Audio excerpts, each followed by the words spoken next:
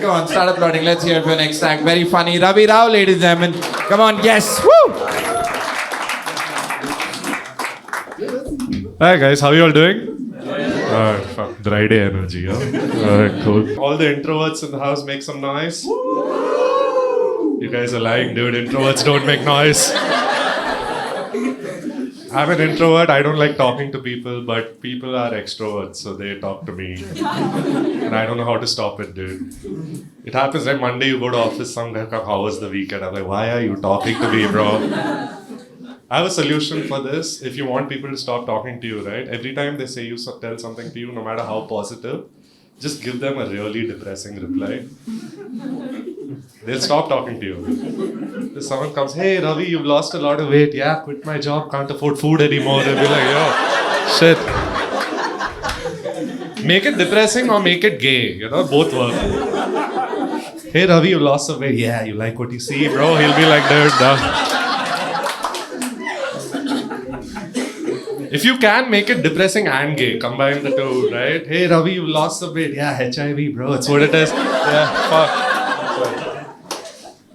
Do you guys know this feeling of like when you first start dating someone, you want to impress them, so whatever they're interested in, you kind of need to pretend like you're also interested in? Yeah, you remember this feeling? I don't anymore, because this feeling, I feel it's inversely proportional to age.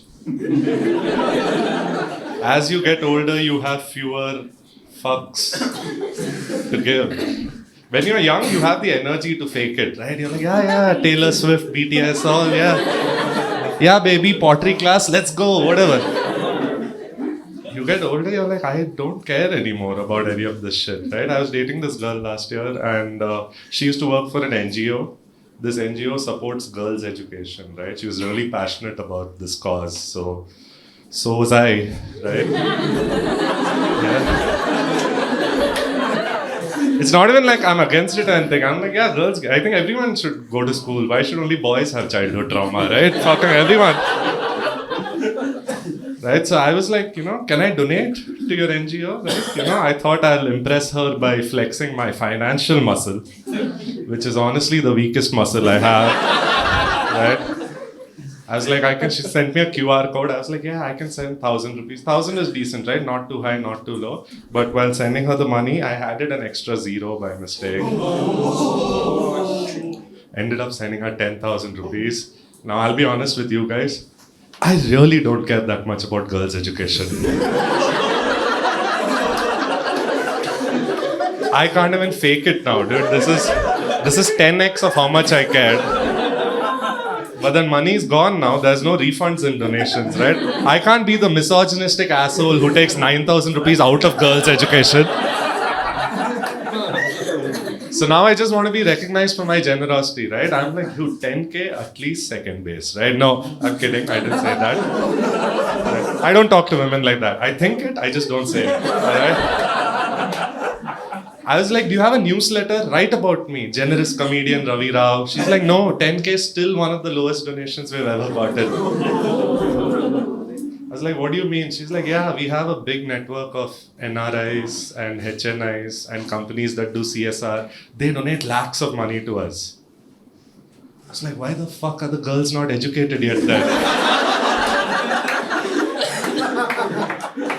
I was like, who's your biggest donor? She's like, we got 1 crore from Sudha Murthy. I was like, that bitch ruins everything, man. I hate her so much. Yeah, so both of us broke up that same month. Money also gone, girl also gone. Right? So now I just want to know if my money is being used well, right? I wake up in the middle of the night, fuck, are the girls being educated? You know that feeling, right? First time you file IT returns. As soon as you file IT returns, you go down, you see one pothole, you're like, why is this still here, dude? I paid. Yeah. How many of y'all are below 25? Can you make some noise? Alright, cool, dude. Nice. I feel like young people come to watch my stand-up below 25 and they really don't like me. Because I'm just talking about how much life sucks and they consume it as how much their future is going to suck. And I'm like, bro, you can't come for my show and have hope in life, alright? That's not... Yeah, I do solo shows. I put 18 plus on the poster, not because I'm talking about sex or anything. It's just depressing, right? Kids should not be exposed to this shit. 30-year-olds get me, dude. 30-year-olds I can vibe with. Because by the time you're in your 30s, people are usually one of two categories, right? The first category is people who are finding shit. You know? Some people are finding success, some are finding money, some love, some happiness, some themselves, right? And then there's a second group of people who can't stand the first group. Right? The second group of people are like, dude, I'm in my 30s, life has kicked my ass so much that I just want to have fun now. You know, this is how I describe it. Being in your 30s is like being on the Titanic. And most people are looking for a life jacket or that boat to get on and escape to safety, right? But there were 4 guys playing the violin. Yeah, that's me, dude. You know that vibe? You're like, your death is coming. Vibes are important. You know, like music. Nice. Speaking of death, I think about it a lot. You guys? Yes. Yeah, you guys. I don't have a job. What's your excuse? You just like it, cool, man. I find some things about death weird. Like, I don't like when someone dies, we add the word late before their name. Right? What's your name, sir?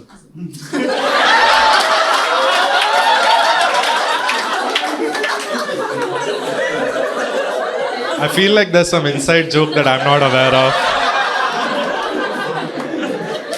I don't like when they add late before someone's name. I feel that is offensive to people who were punctual when they were alive.